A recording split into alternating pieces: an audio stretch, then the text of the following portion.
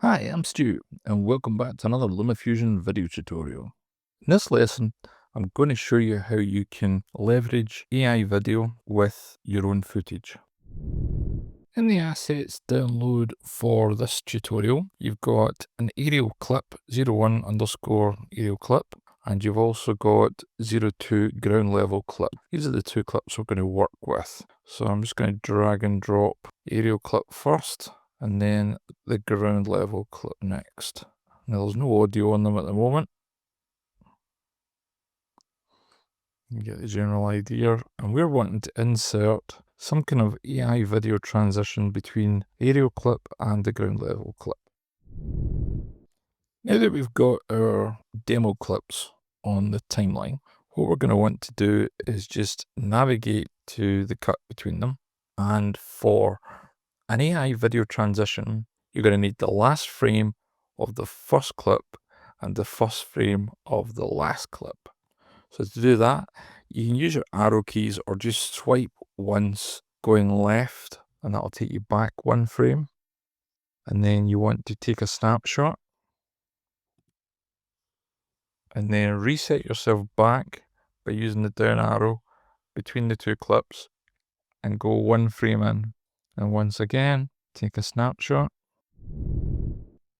Now, just in case you end up trimming or moving clips about or anything, what I tend to do is when I go one frame in, is just drop a marker M and just put last frame, first clip, and we'll make that yellow. And then back to the cut between the two clips, one frame in, marker, and just put first frame, last clip. And that way you're not going to get lost between these. Now the two clips I created for you are the last frame from the first clip and the first frame from the last clip. And I processed them through and generated the video clips that you can see here.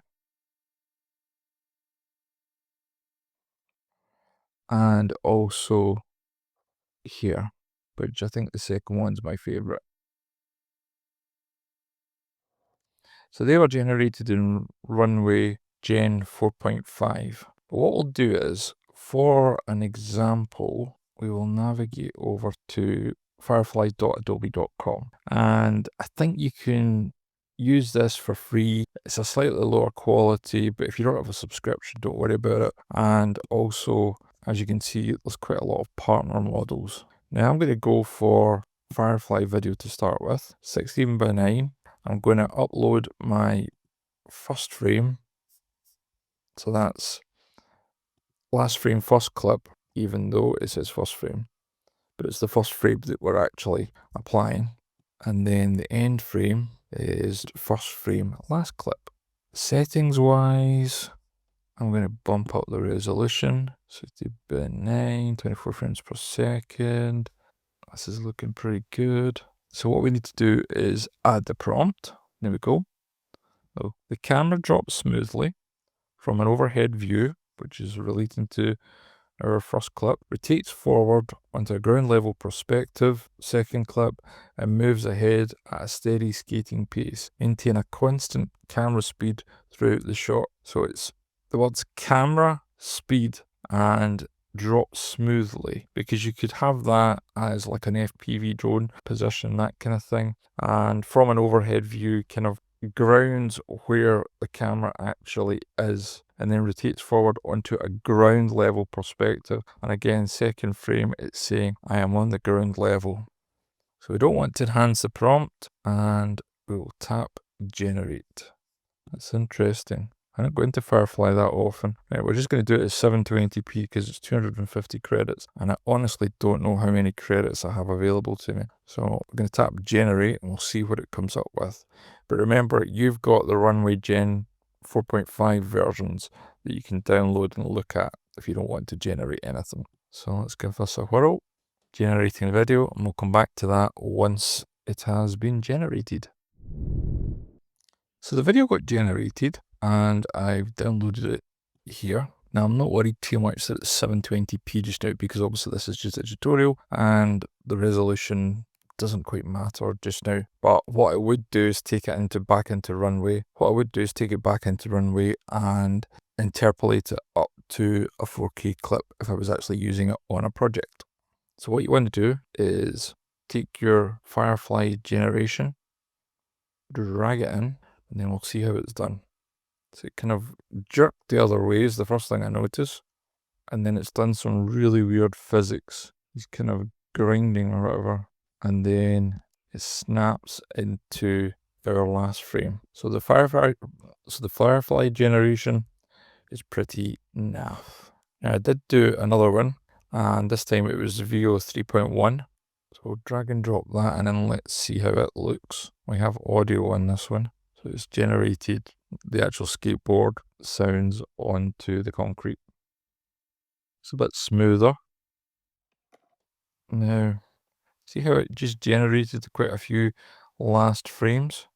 We want to get it to there. And I think that's where our last frame needs to be.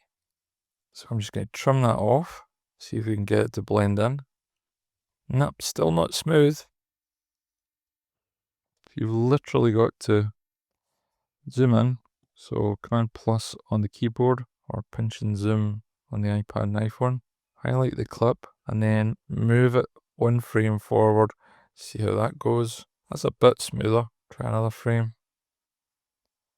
It's still not where I would like it to be, so I'm going to go 2 frames back and then a third. Do a cut. Command B. No. So basically, this sucks as well. Well, that's why I used Runway 4.5. If we look at them now, there's our first prompt clip. So let's see how this copes. Now, apart from a slight grading, which we can sort a heartbeat, that's smoothly blended in this time. And then at the back end, there's still a bit of a jump. But what we can do is I'll show you a trick to get the alignment right. So I'm on my first frame in, and you'll note that when you add a clip in, it pushes the markers along. And I really wish LumaTouch would not have the markers on the canvas, but on the clips. And that way they keep attached and linked to the clips themselves. And if you do any ripples or adding in footage or whatever, the markers stay with the other clips basically. So at the moment those markers are pretty useless. There's our first frame in. If you tap on your preview settings, go to overlay, and we want to use the horizontal bar. What I'm going to do is just line it up with the bottom of his sneaker, if you live in the UK trainer. And by doing that, it allows me to then get the clips lined up as closely as possible. I'll delete that. Let's see how they do. So we'll just switch off our overlay. Still a little bit jerky in. So I'm just wondering, do I need to take one frame away from the other clip? Nope. Let's go back. Let's add in another frame. See how it looks. Yep, that works. The only sort of effect you've got is, again, the grading, which you can once again sort really easily. So there we go. That's the Runway clip generated. We'll just look at it as a full effect. And I don't mind the fact that he goes one way and then jumps back the other way. Okay, to finish things off, let's balance up brightness and contrast. So highlight the aerial clip, press 5 on the keyboard or tap the pencil icon. You're going to create an original color preset, and then all I'm going to do is just increase the brightness by a couple of steps. Come back out and then compare. And you'll notice it's now blending seamlessly.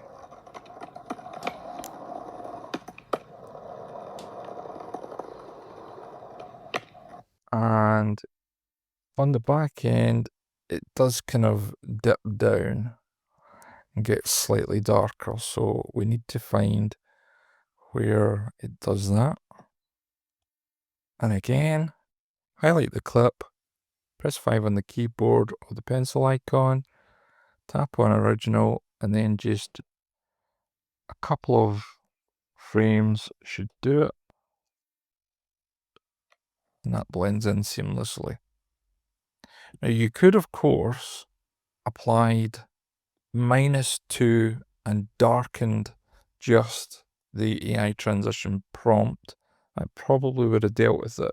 But sometimes when you do these transitions, the color grading can be a bit iffy right the way through.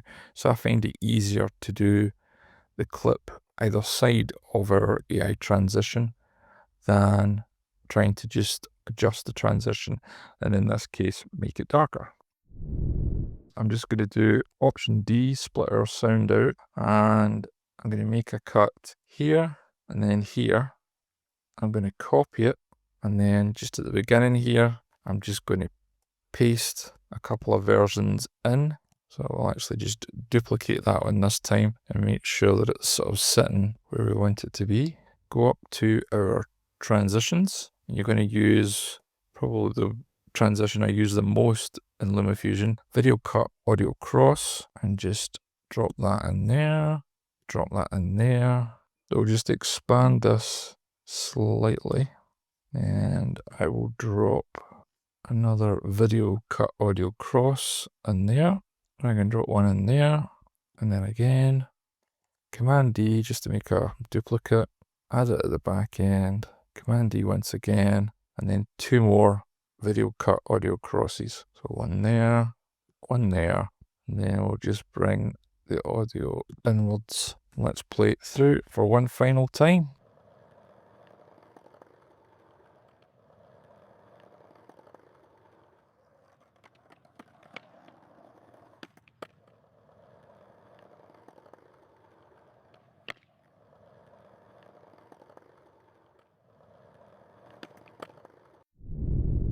This is one of my favorite ways of generating AI video. You see me a lot generating whole clips for tutorial examples, but when it comes to actual projects, I love this option because it just gives you a unique way of transitioning from one clip to another, and it just purely comes down to your imagination. Now there's a second AI generated clip which you can go in and have a go at as well, which is slightly different. If you enjoyed the video today, give it a like and share. There's a lot of new viewers to the channel, and if you're enjoying these video tutorials about LumaFusion and AI video, etc., then subscribe. It really helps us out a lot, and I will catch you on the next one. See you later.